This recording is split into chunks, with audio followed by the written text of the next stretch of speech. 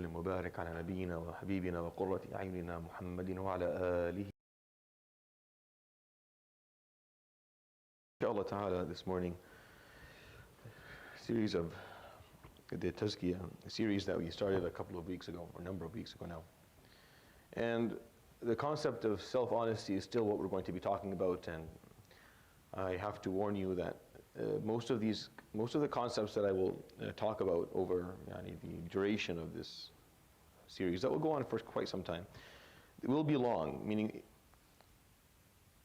each concept will take maybe 2 to 3 months, maybe longer, depending on the concept and depending on obviously how much interaction there is and how many exercises there are attached to it. And self-honesty is one of the pillars of Tazkiyah, so it's going to take a significant amount of time before we can move on. And that should also point out to you, or help you with the fact that it takes so long, it may be difficult. I don't expect you to perfect it from the first try, or second, or third, or fourth. It takes time to learn how to do this properly and in a helpful manner, which is why we take time to talk about it. If it was simple and easy, then we would spend a week or two and then we would move on. But because it's something that takes time, we spend maybe 3 or 4 months talking about it. And what I asked you to do last time, or the example I gave you, was to look at yourself through roles. You perform self-honesty through the roles that you carry, the hats that you wear in your life. And this is something obviously that has a different significance, or has a unique significance to it. And I'm going to point that out a little bit today because it's important for me to explain it to you. The roles that you carry in life is what Allah subhanahu wa ta'ala refers to in the Quran when He says, إِنِّي جَاعِلٌ فِي الْأَرْضِ خَلِيفَةً. When He talked about the creation of Adam alayhi salam, He said to the Malaika, indeed I'm going to put on earth a khalifa, a predecessor, or a steward. And this term is a very important and unique Quranic term that Allah subhanahu wa ta'ala uses to describe the human being. He describes the human being as a steward. It's one of the 2 coordinates that we are supposed to use in understanding ourselves.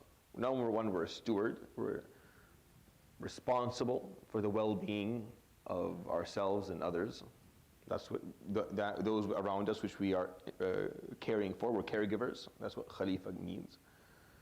And then the other one is that we're servants of Allah subhanahu wa ta'ala. We're ibad, the concept of ubudiyyah. So those are the 2 coordinates that basically define or identify where we are in this world. That's kind of who we are, right? So when I ask you to think of yourself without these hats, I'm trying to help you see your coordinates a bit more clearly, right? Because sometimes you're all over the map because you're doing a lot of different things. Removing your roles is not so that you have no idea who's left or who you are. It's just so you can see very clearly who you are, like just exactly where you belong on the map. You are a khalifa, you are a steward, you're a caregiver, you're responsible. كلكم راع وكلكم مسؤول عن رعيته. You are all shepherds. The word steward is similar. The word shepherd is the figurative meaning of the word ra'i. Ra'i also means sponsor, right? Someone who's really, what puts all these words together is someone who's responsible for someone else, someone who's going to be looking out for the well-being or the betterment of something or someone else, whether it's a person, it's people, whether it's the planet, whether it's animals, whether it's life, whatever it is that you can be responsible for, because you can't be responsible for everything all at once. That's insane. But you can be responsible for certain things. That's why the Prophet ﷺ would use this terminology, كُلُّكُمْ رَاعٍ وَكُلُّكُمْ مَسْئُولٌ عَنْ رَعِيَّتِهِ. All going to be held accountable, going to be asked questions. He's responsible for that which you were responsible for. And then he gives examples of the man in his household and the wife within her house with her children. And everyone's going to be responsible for something. We don't all have the exact same responsibilities. So we already know that this is how we're supposed to be seen as human beings, whether it was as a khalifa and an abd, and it comes together. I'm responsible, and my responsibility is going to be practiced through service, because I'm abd, right? So that's, when you put them together, this is the definition. This is how you understand yourself. Allah subhanahu wa ta'ala gave me certain intellectual faculties. He gave me abilities that maybe other mammals or creations on the planet don't share with me. They're very unique to who I am. And because of that, I'm responsible. And the way I'm going to manifest this responsibility, I'm going to be a caregiver. The way I'm going to be a caregiver is through the fact that I'm a servant to Allah, is through service. So the only way you can fully see that is if you remove these hats for a little bit. So you step out of your, you just remove your roles. Because a lot of these roles you don't even choose. Some of them you do, but many of them you don't. They're handed to you. You're a son, you're a father, you're a spouse, you're a sibling, you're a friend, you're an employee, maybe you're an employer, you're a supervisor, you're being supervised, you're a mentor and a mentee and a teacher and a student of knowledge, and it goes on and on. There's a lot of things. So this is not something that you're not supposed to do. No, you're actually, self-honesty is when you're able to identify each one as its own domain, and you see how well you're doing these roles, and how badly you are doing these roles, so that you actually carry the responsibility. You carry the concept of istikhlaf, of khilaf, of stewardship appropriately, or else you won't do it well. Or else we'll suck at what we do if we don't make sure that we are looking at each of these domains appropriately and being honest with them. But then, just to make sure that you don't lose track of things, remove these hats. Just remove them all. And then what's left is just the fact that you are a caregiver. That's who you are. The point of doing this exercise of kind of trying to see who you are without any of these roles is not so that you stop doing them appropriately. No, that's not, it's the opposite. I want you to do them really well. It's just to be able to identify the consciousness that is left under all of it. Because you are still a consciousness. Even if you remove all of these roles, you're still a fu'ad. There's still something about you, you're still there. Now, I'm going to explain to you how that would look. It's really, it's devastating to describe it this way, but and I think for a second you can hear me talk about it. There's a way where you could lose all of these roles. There's a moment in life where enough could happen within a few minutes that could remove all these roles, or a series of events could occur where you don't have these roles anymore. May Allah subhanahu wa ta'ala protect all of you, because you don't want this scenario in any form or manner to actually occur. But it could happen. La samahallah, someone could lose his family fully and no longer be a spouse or a father or a sibling or a son, or all that's gone, all in one. And then you can get fired from your job. La samahallah, right? And then you can lose your friends. When you think about it, this happened. Can you think of an example? No, of course, a prophetic example. What? More? No, there's someone who lost more. Think of someone who lost. Ayub alayhi salam. Ayub lost everything. Ayub, as an example that's worthy of thinking about, and he's a very important example in the Quran of this. Ayub alayhi salam was a prophet who had certain things. Ayub was very popular amongst his people. A very unique example of prophecies. So Ayub alayhi salam, unlike the Prophet alayhi salatu wasalam, Muhammad and other prophets, when he brought his prophecy, people didn't hate him for it. He was so popular and loved that they still liked him for it. Okay, you're a prophet, you're bringing this, we're not accepting everything you're telling us, but they still liked him. He was wealthy, he had a lot of wealth, he was very well supported, he had a lot of children, and he was well known amongst people. So he didn't lose his popularity. Blacks, his popularity probably grew a little bit. Yet, granted, not everyone followed him and believed in him, but they didn't make him their enemies. It was a very unique example of prophecies, because we don't have a lot of examples like that. So Ayub alayhi salam was doing well. On a social level, he was well respected. Financially, he had a lot of wealth.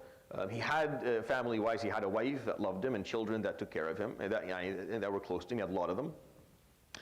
He was someone who was able to perform da'wah. He had followers, and those listened. And then within a very short period of time, he lost all of it. He lost all of it. He became extremely ill, so he lost his health. he was no longer able to be a mentor or an active prophet. And he was still prophet, as in Jibreel would come to him, but his activeness as in prophecy was no longer there. He lost all of his wealth, so he's no longer some. He lost all of his popularity. All of his children died. All of his children died, all of them. Right? And he was left like that for 8 decades. That's how Ayyub alayhi salam lived his life. For 8 decades is how he lived his life. Or at least that's what some of the Mufassirin point out. I don't think it's that long. I think it was probably less than that. But regardless, he spent at least a decade of his life in this situation, where he was stripped from all of his roles alayhi salam. He had nothing left. But he's still there. He's still a person. He's still a consciousness. Right? The question is, who is that consciousness? Right? You have to describe it. You actually have to sit down and describe who that is, because that is a clean slate. There's nothing on it. It's an empty page. That consciousness is whoever you want that to be, because it has no role. It has no role to play. Think about it. It's untouched land. It's uncharted territory. It's just a consciousness.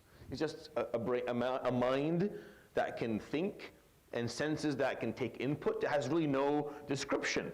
The roles, were all it help describe this consciousness. But now without the roles, who is this? And you're still there. Example of us is a very good. We see people who, I'm sure there's many individuals living there who have went through this, who have lost everything all at once. And it's difficult. It's difficult to describe yourself once you've lost your roles. There are people who take their lives because they lost one role. They'll take their own lives because they lost one role, because they don't understand because the consciousness that underlies it all is not defined. They don't understand who they are. The roles are a consequence of a well-described consciousness, of a fu'ad that is clear in terms of who it is. The roles are just manifestations, not the opposite. You are not the collection of your roles. You understand who you are, and because of that, you are able to carry different roles. It's the other way around. This is what I'm trying to explain. Self-honesty will help you understand this, because you will go back and you'll break it all down. You're able to go and kind of, under the microscope, look at yourself and see who you are, and see how well you're doing these roles. But you're doing these roles based on a primary description of who you are at your basic level, at your purest level of existence.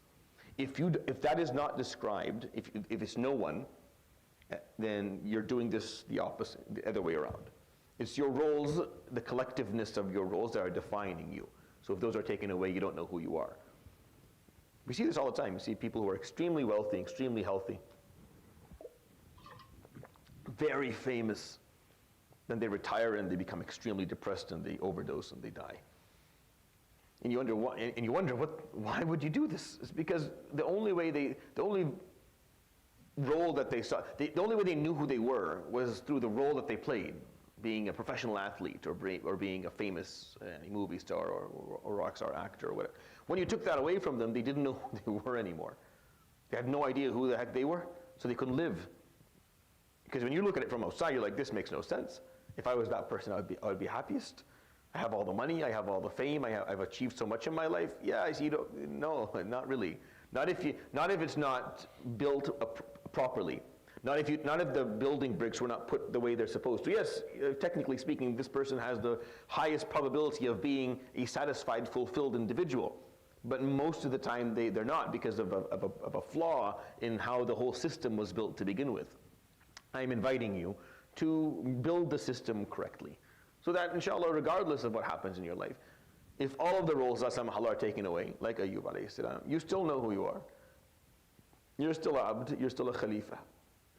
You still know exactly what your coordinates are. You know what you're here to do. You're a caregiver through service. You know who is you're serving. You know the fact that, well, now my wings have been snipped off and I don't care for as many people. I'm not allowed to. I'm not as wealthy. I'm not as healthy. So it's okay. My circle of influence has come small. So, all right, that's fine. Well, who's left in it? We'll care for them. Oh, there's no one left in it but me. I'll care for myself then. Right? I'll care for me, because that's who I was put here to be in charge of, to begin with. See, Allah subhanahu wa ta'ala uses an ayah in the Quran that talks about this, right? He talks, وَلَقَدْ جِئْتُمُونَا فُرَادًا كما خلقناكم أول مرة وتركتم ما خولناكم وراء ظهوركم وما نرى معكم شفعاءكم الذين زعمتم أنهم فيكم شركاء لقد تقطع بينكم وضل عنكم ما كنتم تزعمون. And indeed, you're going to come to us يوم القيامة as individuals, as just furada. The way we created you the first time.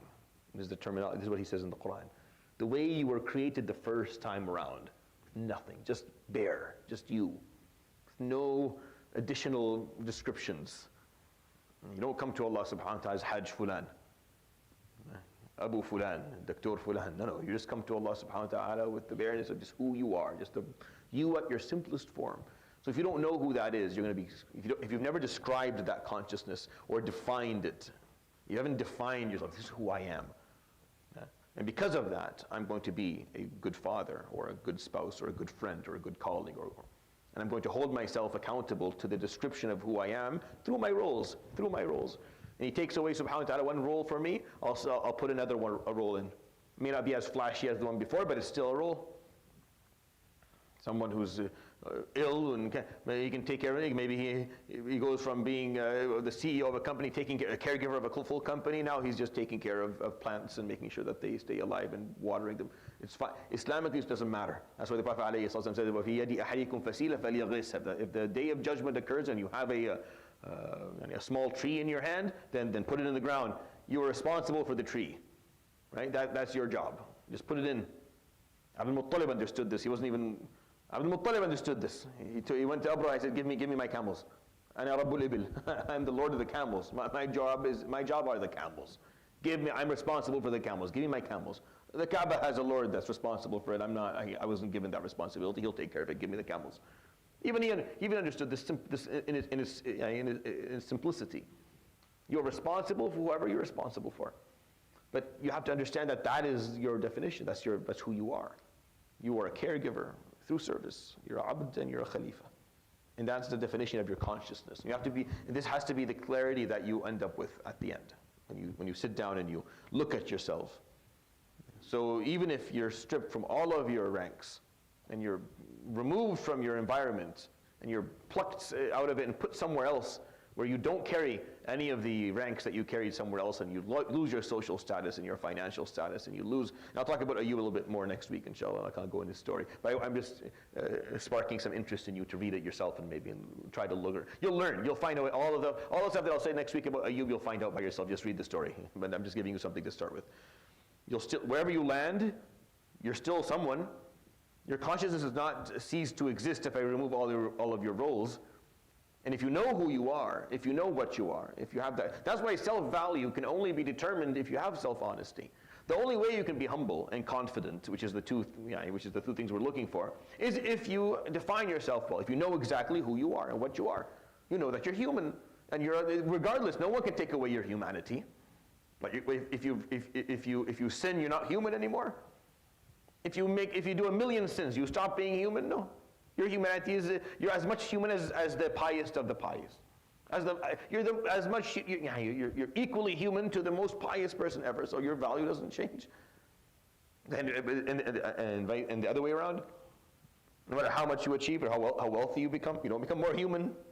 Your value stays exactly the same. You can't really actually fix self-value if you don't have a certain degree of honesty. You have to be able to look at yourself honestly. There's no hope of redemption in life if you don't have honesty. If you don't have self-honesty, you can't redeem yourself. You can't actually fix things.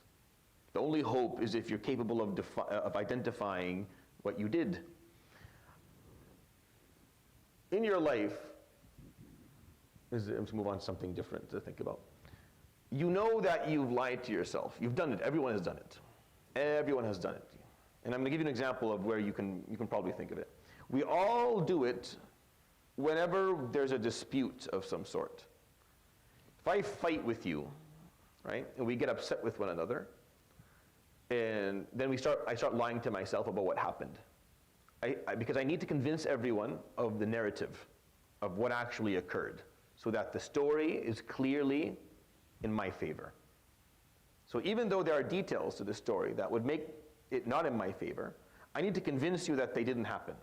And the only way I can do that in a convincing manner, the only way I can persuade you, is by making sure that I believe it. I have to lie to myself about it.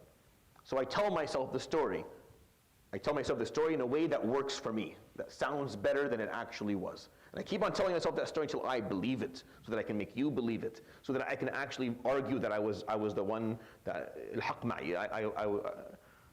We do this all. You've done this before many times. Don't lie to you. We all did this in our lives multiple times. We all, especially if you're good at arguing, especially if you're strong, then you've told yourself a story that didn't happen, or at least.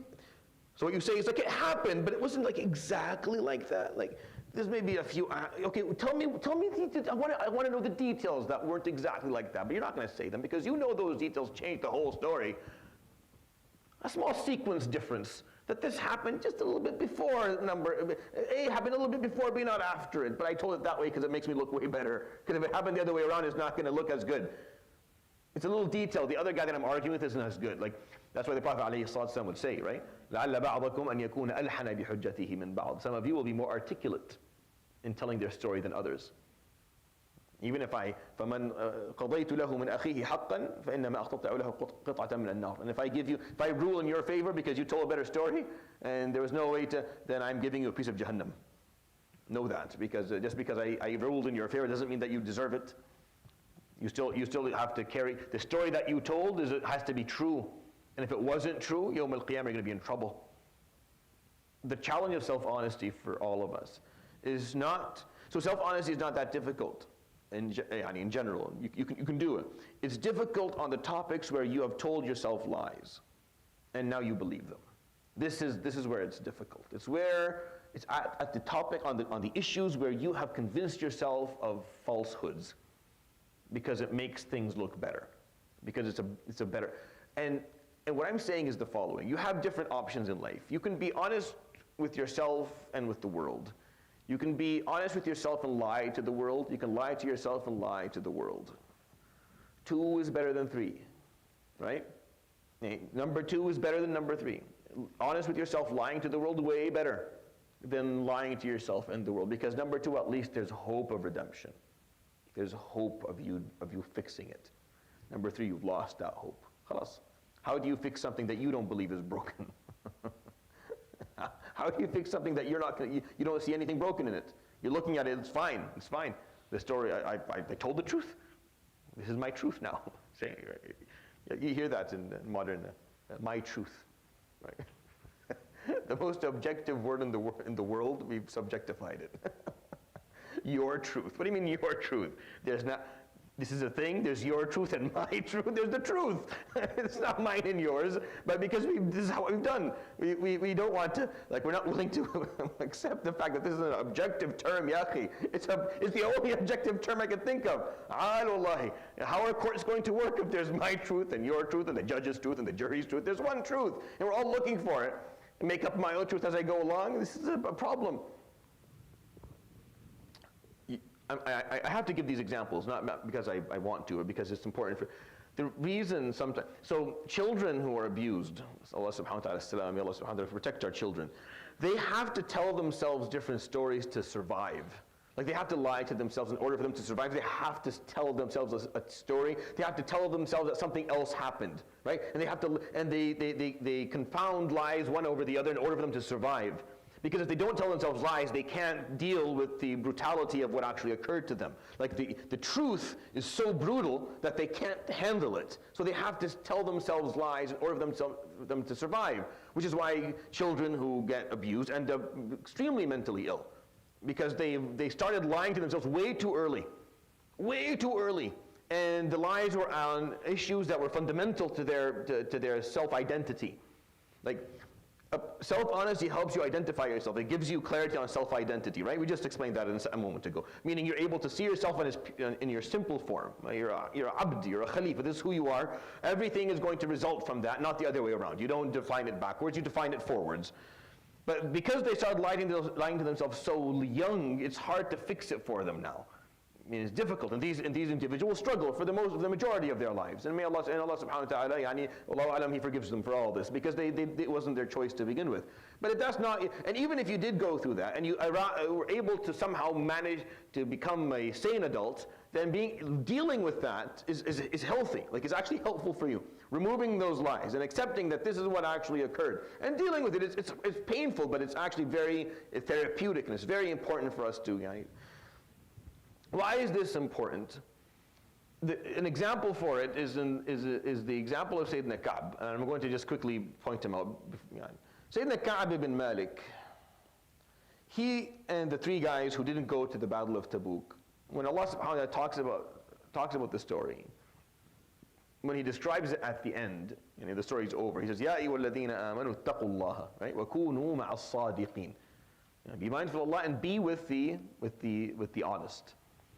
Sayyidina Ka'b, he tells a story in Sahih Bukhari. It's a long story, but it's probably one of the most interesting ones to hear, because you get to hear Sayyidina Ka'b radiallahu anhu's inner struggle. Like, he tells a story with his inner voice being recorded. He records his inner voice in the story, so it's absolutely fascinating.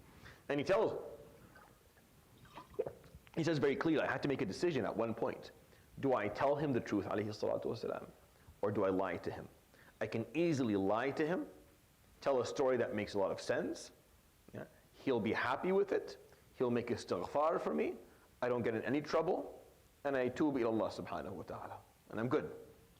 I'm good, and no one cares. No one has anything, like no one's going to go rattle on, tell on me, or it's fine. Everything will be fine. Or I just tell him the truth, which to him is useless. It's going to make him upset. I'm going to get in trouble. Like, he couldn't see, what's the point? What's the point of telling him the truth, alayhi salatu wasalam, in this example? There's no point. There's no gain for anybody. The battle's over. It was successful. I've never missed anything else before. It was just a silly mistake that I made. If I just give a good excuse, he'll be happy with it. He couldn't see at the beginning what the gain was in him telling the truth to the Prophet ﷺ. So here's the thing that you're going to think about today. In your pursuit of self-honesty, as you learn to use it as an approach to life rather than a single, like a one-time activity or a multiple times activity, it's an approach to life. You just keep on holding yourself accountable and questioning yourself, not in a way where you lose your confidence, but in a way that you grant yourself space to improve and become better at that which you're not doing too well. As you do this, you're going to run into two distinct terms. These terms are important to understand. There are reasons and there are excuses, and they're not the same. Right? They're not the same at all. An excuse is something that you use to justify why you are where you are, or why you are behaving the way you're behaving. It's something to rationalize it, to cushion the fall, to soften because it's just it's an excuse. A reason is regarding causality. What you're interested in are the reasons. Why am I doing this? Not so I can justify it to myself, but as in, what is the reason that I'm doing this? There's always a reason. If you can identify the reason, then you've uncovered something important. You've just unveiled an aspect of your life that now you can look at. And if you can figure out the reason for that, you can go back far enough, you figure out the whole, the sequence. The sequence that is landing you where you are. Excuses are different. Excuses end with meaning it all ends with the excuse. There's no backtracking. It's just, this is why, and this justifies it. So I don't need to ask any more questions. I don't need to change this because there's an excuse to it. So you have to be able to identify as you do this, the difference between an excuse and a reason. Your nafs will only give you excuses. It will only offer you excuses, and it's very good at offering it. It's been practicing since it was 3. It's been doing this since it was 3 years old. You have a 3-year-old, there's always an excuse for why the mistake was done. There's always an excuse. He always has something ready of why this happened. And he feels no remorse whatsoever. 0 remorse. The world is fine. Why? Because the reason for this, the excuse for this is perfect. To help a child, I say, no, that's not the reason. What's the reason? They can't. And I've tried. It doesn't have the mental capacity yet to be able to give a reason. He can only give you an excuse. Because excuses, they're easier to accept, right? Self-honesty hurts. This lie is way better. This lie feels better. It makes you less angry. It makes me look less bad. I don't have to change anything. It's all good. Just give you an excuse. That's why when you're raising children, you have to teach them as they grow up. Don't give me excuses. I want the reason. So what we do in parenting sometimes is we say we don't want an excuse, but then we don't ask for what we should be asking for. What you need to ask for is the reason. Why did you do this? What's the reason? And they'll say, what will they say? Huh? Anyone know? What does a teenager say when you ask them? Huh? I don't know, right? I don't know. And then I say, I don't know. Wallahi afa'idi. Don't ever say that again. If you ever attended my halaqat, never as an adult will you say, I don't know. If you don't know, you will stay quiet and you'll think about it, because it's an absolutely unacceptable answer. I don't know. Who is supposed to know why you did what you did? What is this? What answer is this? I don't know. Who do I go to? Please direct me to the person I go and ask about why you behaved this way or didn't behave that way. I don't know. Who is supposed to know? This is the silliest things ever. I don't know. You did it. No one else forced you to buy it, but you don't know? Wallahi, what are you saying? What are you saying? It makes no. This is like this. You can't say that. So teenager, I don't know. No, you're going to know. I make him stand there until you tell him. You have to tell me why, or you're going to stand here until the fajr. You have to tell me. I need to know the reason. And then they'll tell you. They will. They will tell you why. Just hold them. Just hold it. They will tell you why. They'll give you an excuse. I don't accept the excuse. Tell me why you did this, and then they'll say, I was frustrated. I was this. I was upset with something. All right, good. Well, why were you upset? Just all you have to do is ask 4 whys in a row, and you'll arrive at the truth. You'll arrive at the honest truth, and only then can you start fixing things. Is when you ask yourself that question. Why?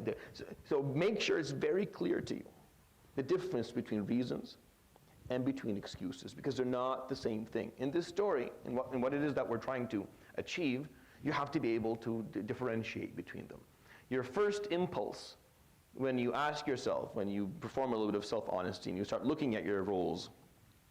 And today, for example, I'm going to ask you to do something, we did it through the rules. I want you to go back and do that again, but this time, be able to define or describe your own consciousness. You have to define it. It doesn't come defined. It's just it's a clean slate. You have to define it. So define it as Allah subhanahu wa ta'ala did, and make sure that that's clear to you, that you continue to reinforce that idea. But there's another way to do self-honesty. Instead of using the hats, you can do it through circumstances or through ethics and values. Meaning, you look at the major values that the world believes in, or that you claim to believe in. For example, honesty, and trustworthiness, and compassion, and kindness, and perseverance, and patience. All of these beautiful values, and ask yourself how you're doing regarding those values. And the only way you can do that is by remembering circumstances or incidents or occurrences where that was being tested, meaning that was under scrutiny. There's no point in, honesty is easy to perform if the question you're being asked is an easy question, or the answer is something that's impressive about yourself. And of course you're going to be honest because you want to be. It's when you're being asked something that's not nice about you, and you have to tell the truth. That's where your honesty is being tested. Same thing, when it comes to your compassion. When you're in a good mood, you like the person in front of you. It's not impressive if you're compassionate towards them. It's when you're upset or you're tired or the person in front of you despise. Being compassionate now actually matters. So hold yourself to, see yourself through not just your roles. Forget about the hats. See yourself through your ability to adhere to different ethics, to actually perform the value appropriately, and ask yourself that question. Am I able to do this? Am I doing it well? Am I truly compassionate? Am I truly trustworthy? Am I truly patient? How close am I to being in a position where it's good? Or am I far away from that? And that's another way to do, that's what I want you to do in terms of self-honesty this week. Just look at yourself through your roles one more time and define your consciousness, define who you are at your basic level if you were to lose everything. May Allah subhanahu wa ta'ala not allow that to happen to any of you, inshallah. Inshallah, your roles only increase, inshallah, they never decrease. But understanding who's under all that is important. But now look at yourself through not roles, but rather through examples or circumstances or incidences that occur to all of us within our lives. And do it that way and see if that'll help you a little bit to understand who you are. And then define, as you go through that, what reasons and what excuses you offer. Learn to sort through the excuses. I did it this way because, well, because I'm always getting the short, I'm always being mistreated by fulan, or my luck is always bad, and they always have the advantage. This is not a reason. This is an excuse. You're making it sound that it's okay. Excuses make it, is when you're trying to make what you did wrong or what you didn't do right sound that it's not a big deal. It's not a problem. Right? A reason is where you define clearly.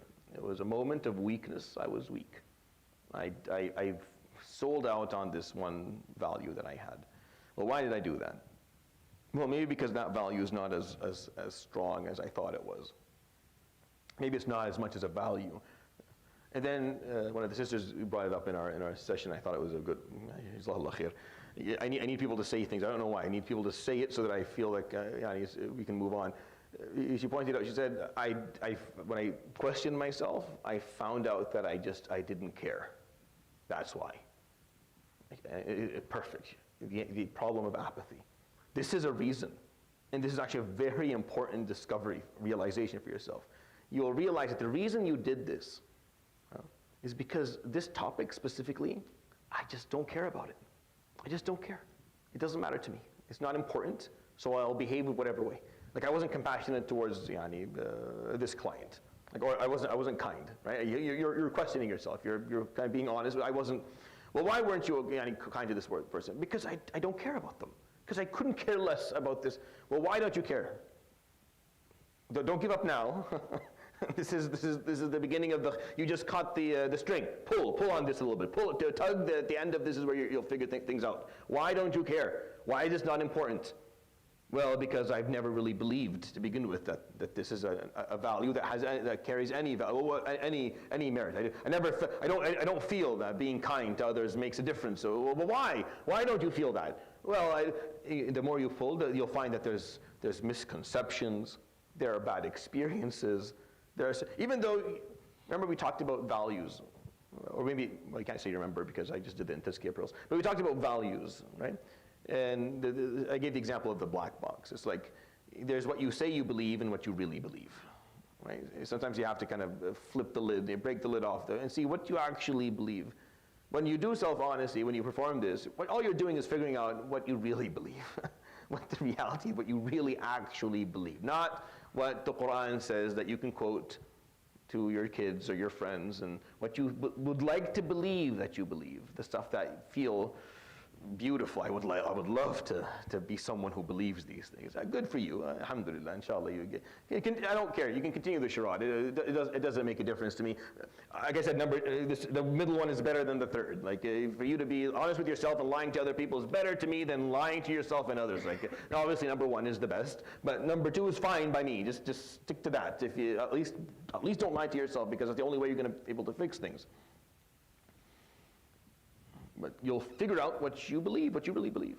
And then you'll start, okay, I need to fix this. How do I fix this? How do I change this core belief? And the example that I give the shabab is, for example, غض البصر. When it comes to shying away with your eyesight from haram. And this, when you're honest with yourself, when someone's honest with themselves, and this is not a hard, it's not a hard honesty for shabab. It's just pretty. Well, why do I do it? Don't give excuses. Well, it's summer in Canada, that's an excuse. Why? Why don't you? And then you pull the thread along, and he says, I don't think it's a big deal. That's why. I just don't think it's a big deal. All right, good. Now take a deep breath and just sit there and look at all that. Yeah, that's honest. I don't think it's a big deal. Is it a big deal? Well, now you're on a different journey. Now you're on a journey for truth. Now you understand Salman al-Farisi. Salman, what about him? He was an honest dude. Salman al-Farisi was an honest guy. There was not an atom of self-deception in him. That's the only thing about Salman, is that he just totally he couldn't lie to himself. If it didn't make sense, it didn't make sense. Khalas, he didn't lie to himself until he didn't keep on telling himself a story and working until it made sense. He forced it to make sense. force the brick in the spot, force the piece of the puzzle into a place it doesn't fit. No. And because of that, he was on a journey of pursuit of truth. He pursued truth all his life, because he was looking for that which made sense to him. So it puts you on the journey of truth exploration, which is what what you're going to benefit from at the end from all of this, is that you start looking for the truth. You're not looking, again, you're not lying to yourself in the other way. I'm not asking you, never will I ask you to lie to yourself. So I'm not asking you to convince yourself that it's important. I'm just asking, is it? I am literally asking you this question honestly. You say you don't care about it, because you don't care about, or you don't think it's a big deal. My question to you, is it? Not so that you can say, yes, Sheikh, no, is it? Like, is it? Really? Go find out. Ya akhi, go find out. I don't know. Like, I'm not gonna, in these sessions, my job is not to answer that question for you. I'll answer that question for you in a different halaqah when I'm reciting Surah An-Nur or something. I'll tell you what the Quran, but here, that's not my job. My job is not to tell you what it is.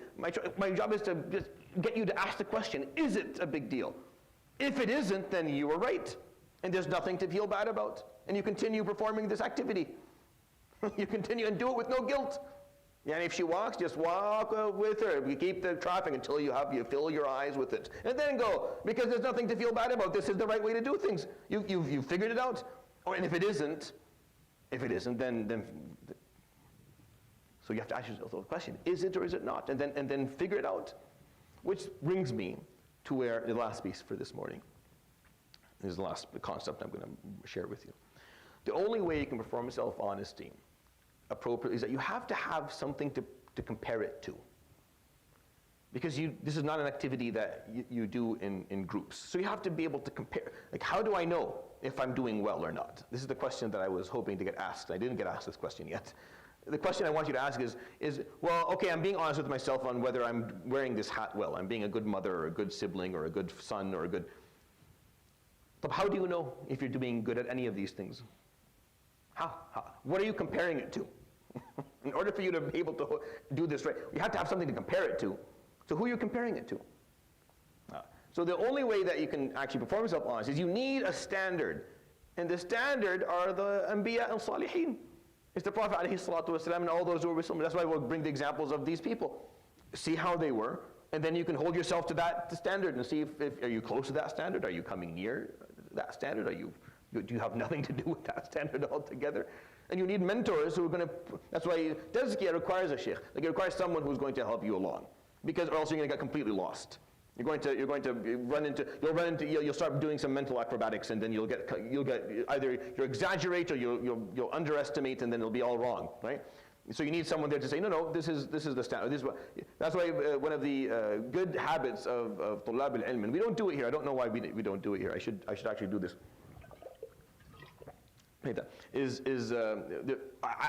All throughout my life, there was always a majlis, at least once a week, where you would be listening to Sifat al-Safwa, for example, Ibn al-Jawzi, or Tazkiyah Alam al-Nubala, or Hilyat al-Awliya, or Usd al-Ghab, or something. A book where the Imam al-Dhahabi, for example, that just talk about the Salihin, just talk about the pious of our nation. Why? Because you need the standard. You need to understand the standard, because when you're doing self-honesty, you have to know what am I comparing it to? Like in any trial, you have to have the standard care, the standard arm. Look, what is, okay, I'm looking at myself right now. I'm honest. This is what I'm doing. I don't know if this is good or bad, right? In many senses you do, because you'll compare yourself as a father, for example. You compare yourself to your dad. But that's not the healthiest thing, because what if you had or the opposite, if you had like a super father or an absolutely then you're in trouble. You're in trouble because now you're holding yourself. You're holding yourself to a standard that's impossible, which you're going to, or a standard that is suboptimal. Like it's not a good standard at all. Same thing goes for everything. Other example. If people, this is why like mistakes are generational. They're shared, right? Men who abuse their wives. What is the number one cause? That's it. It's very simple. It's simple because it's around an issue of comparison. You're trying to be honest who you should be. Well, the only person you have to compare it to did this. So this is fine. Then this is fine. So this is, understand the problem? You have to have a proper role model in order for yourself to hold yourself to a standard that makes any sense. So self-honesty really doesn't work without this. Without there being a proper standard to compare to, without there being a proper role model, someone to tell you this is right or this is wrong, or someone that you can look at and say, well, this is what they did, so I should be able to do that as well. It goes in everything in life. If you're trying to be self-honest about how good of a teacher, for example, you are, the only way you can do that is if you had good teachers that you can compare yourself to and see what impact they had. Everything, what I was hoping you would conclude, what came back to me is the only way that I can perform self-honesty safely is if I have someone to compare myself to. And that's the only way our brains work. We have to be able to compare ourselves to somebody. So as a father, as a spouse, as a son, as a sibling, if you have no one to compare to, then you're making things up as you go along. If no one taught you, if no one gave you, here's the standard, then you're just making things up. Which means that you have to seek knowledge. You have to seek the truth. You have to compare yourself to the right individuals, and you have to have a mentor who will help you. So self-honesty is not something that you're capable of doing absolutely alone. You're going to need some degree of help. You're going to need some degree of guidance in the whole process. Or else you're going to get off, you're going to fall off rails pretty quickly. So I'll end with that, inshallah ta'ala. These were the points I wanted to share with you, this morning. I do realize that I'm sharing a lot of points, but I'm expecting that over the course of the week, you're either taking notes or you're listening to it more than once, and you're trying to think about this within your reflection, timing for reflection. As I said, there are daily focuses, things that you should think about every day. There are certain principles or rules within Tazkiyah, and amongst them is that you perform your wird. Another is that you perform some degree of contemplation, and you take some of these concepts and you think about them deeply. And you kind of unveil some of the aspects of how your nafs. Next week, I'm going to focus a little bit more on the story of Ayub as a powerful example in the realm of self-honesty, and a little bit more on the story of Ka'b ibn Malik radiallahu anhu. Both stories I pointed out to you so that you can think about it a little bit yourself if you want to and contemplate. But these two stories really do explain to us a certain degree of what this activity or this pillar of Tazkiyah is all about. And with that, inshallah, subhanahu wa ta'ala, bihamdik, la ilaha illa ant, astaghfiruka wa atubu ilayk, wa sallallahu wa sallam wa baraka ala nabiyyina wa habibina wa qurrati a'yunina Muhammadin wa ala alihi wa sahbihi ajma'in. Jazakumullah khair, barakallahu fikum. The shabab are welcome to go up front, inshallah, start their wird. And if there's any questions from the brothers and sisters who are attending here, I'm happy to take any comments or questions for the next maybe 10-15 minutes. If not, then I'll just join them up front.